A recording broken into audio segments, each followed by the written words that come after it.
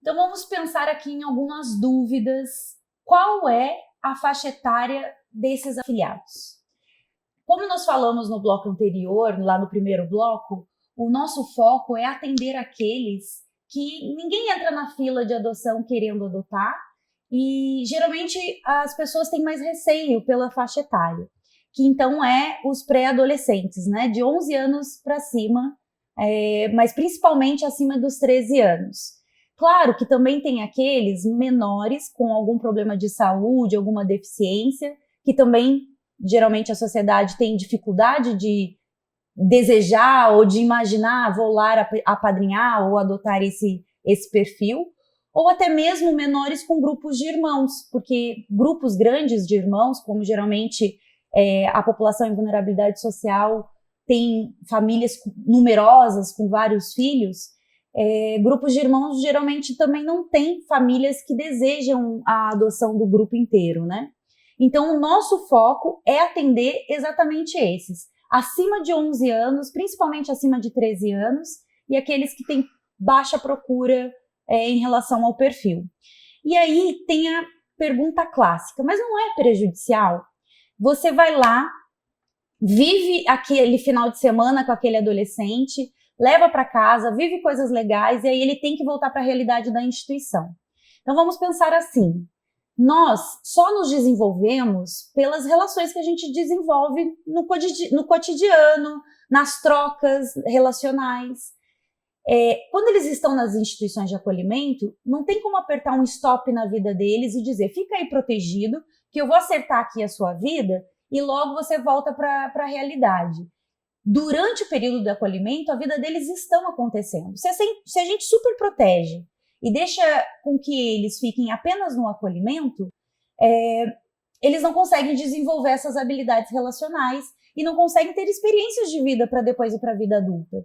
Então, o padrinho, quando entra para essa relação, ele leva para uma realidade comum, realidade familiar, ir num banco, ir num mercado, convivência com os avós, os tios, os primos, um almoço de família, ficar em casa sem fazer nada, ficar ouvindo música, o que na realidade da instituição de acolhimento muitas vezes é complexo, porque por mais que hoje as instituições de acolhimento estejam cada vez melhores, né, com públicos menores, com pais sociais, quando é casal-lar, que tenta assim, simbolizar uma relação familiar, não deixa de ser uma instituição de acolhimento. E ali você não consegue, vou abastecer o carro, não tem como levar 10, vou ao mercado fazer compra, não tem como levar os 8 que moram comigo, os 8 filhos ali, né, os 8 adolescentes que estão morando na casa-lar ali. Então, eles precisam dessas vivências.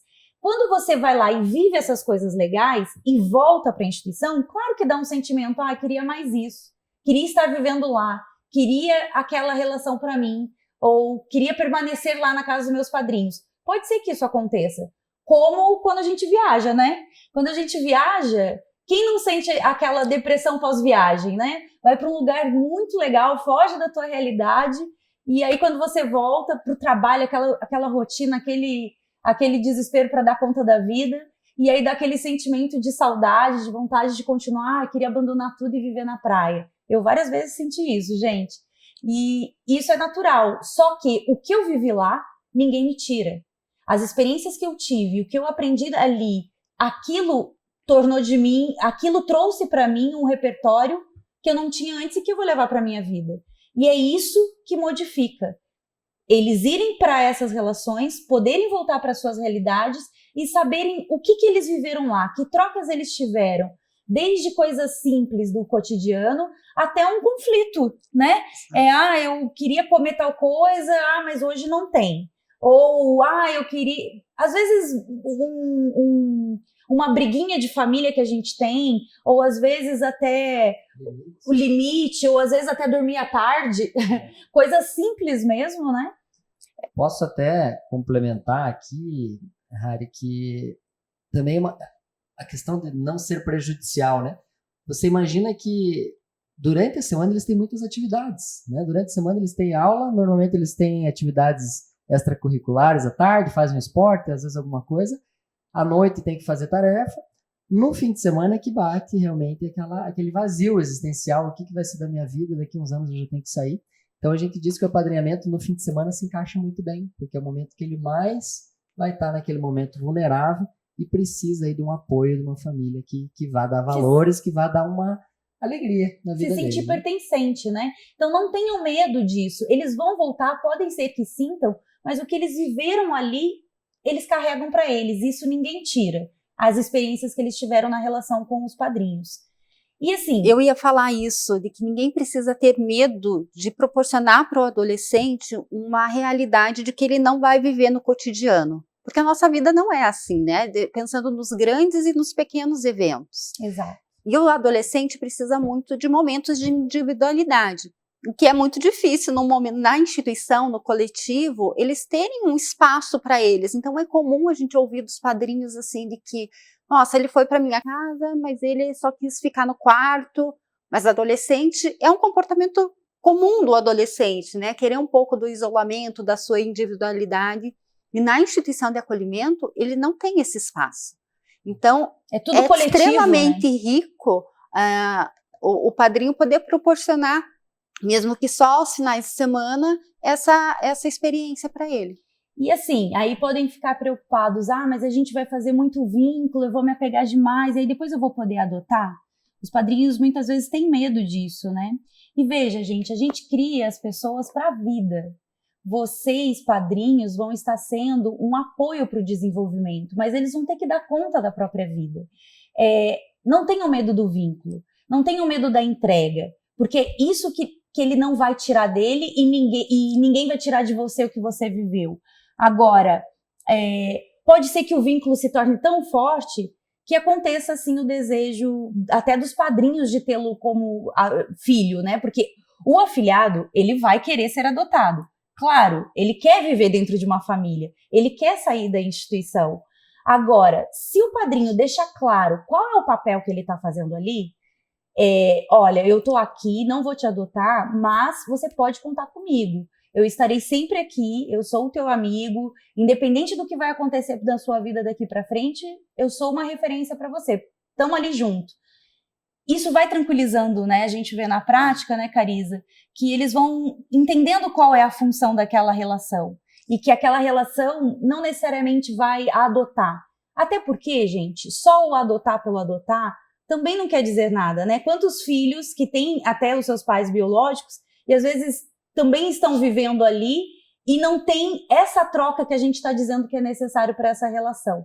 Então, o que vai fazer diferença nessa relação as vivências, são as vivências. Agora aconteceu de eu me vincular muito e surgiu esse desejo. Leve para o projeto, porque o adotar não é a prioridade do projeto. Mas nós estamos falando de um perfil, né, Rafa, que juridicamente a gente entende que não tem fila desejando adotar. Não tem lá um cadastro com quer um adolescente de 16 anos que já vivenciou experiência de rua, né? Não existe. Então, se a relação está fluindo e você viu a possibilidade de dar esse espaço dentro da sua família ali, ou que você quer que ele fique mais ali, more contigo, que você quer preparar ele melhor para a vida adulta, fale com o projeto. Não existiria problema para isso, desde que vocês entendam que isso não é uma porta para adotar, e sim para construir relação. E aí, conforme for acontecendo, vocês vão ver o que é possível.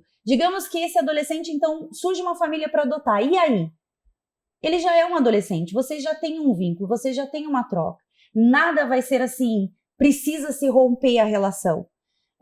Claro que vai depender da família que está adotando, tudo isso vai ser conversado, mas você já vai ter feito e vai fazer parte da construção do desenvolvimento dele. Ele já está levando essa relação para a vida.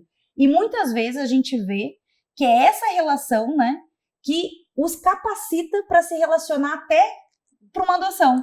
Exato. Não é verdade? Família adotiva. Porque aí às vezes eles nem queriam ser adotados, né? Nem Carisa? queriam, não tinham confiança, né? O medo da rejeição era muito grande. Então isso eles expressam através de agressividade, de comportamentos inadequados dentro da instituição e que acaba dificultando a colocação deles numa família substituta, numa adoção. E o apadrinhamento é tão rico que é através dessas relações que eles vão se se curando, se reorganizando, o comportamento melhora, e eles vão se abrindo para novas relações, e às vezes acaba surgindo a possibilidade de uma adoção por uma outra família. Eles vão aprendendo a lidar com as emoções, porque é na relação que a gente aprende a lidar com as emoções. Então, quando você está ali com o padrinho e acontece alguma coisa e o padrinho nomeia ou demonstra o que ele sentiu, e aí ele fica, será que eu magoei meu padrinho? Aí ele tenta se reconciliar. Ele está aprendendo a se relacionar. Ele está aprendendo que que as relações têm problemas e que são possíveis de resolver. Não são todas as relações que são como as da origem, que precisou romper. E quando ele começa a entender isso, ele começa a ficar mais tranquilo para construir novas relações. Então, não tenham medo do vínculo. E sobre o adotar, caso surja essa dúvida, saibam que há possibilidades quando não tem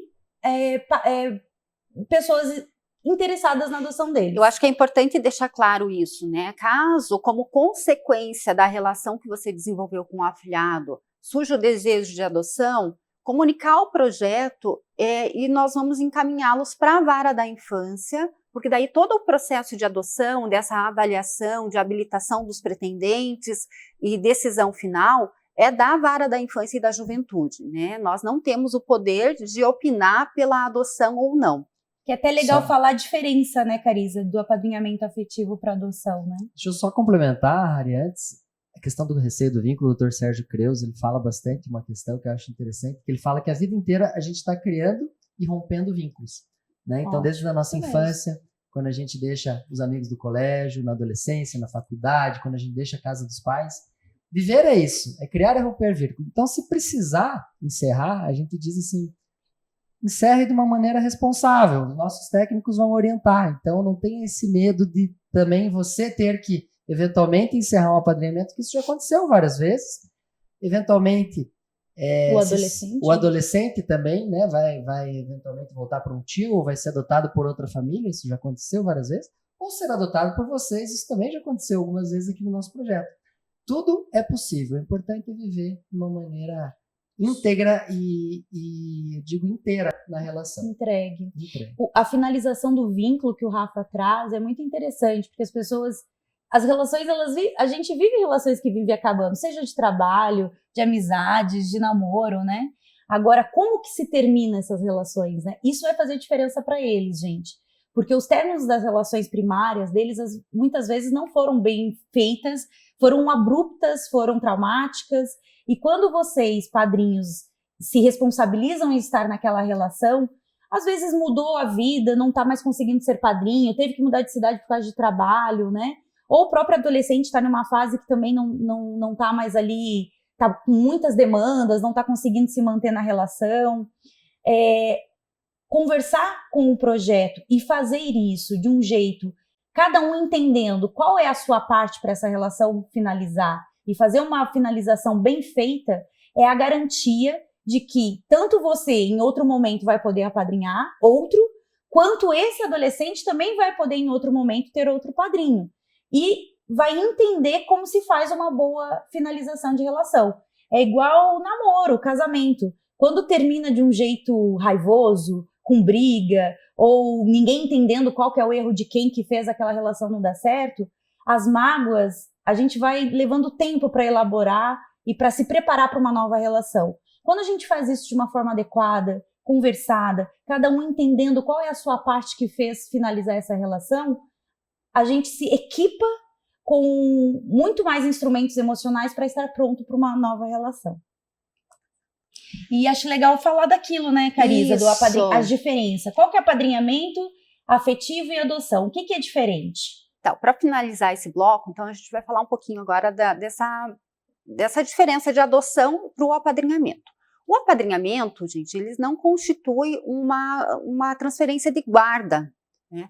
Existe uma relação jurídica porque todo o apadrinhamento é autorizado pela Vara da Infância e da Juventude, então existe um termo de apadrinhamento que comprova que vocês são padrinhos dessas crianças, mas a relação é uma relação afetiva.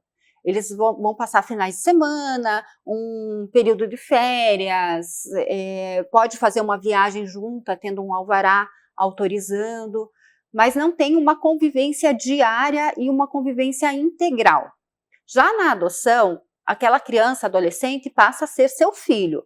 Vai mudar, é um vínculo definitivo para a vida toda, né? Vai mudar a documentação da criança, a guarda passa a ser integral dos pais, existe uma convivência diária, ele vai passar a morar com você integralmente durante toda a vida. Ele vai passar a ser seu filho, e no apadrinhamento é como um apadrinhamento de casa mesmo, né? De alguém ser padrinho de uma criança da sua família, vai entender, passa finais de semana, passa momentos de lazer com ele, vai ser uma referência afetiva, um suporte afetivo, mas você não é responsável legal por essa criança.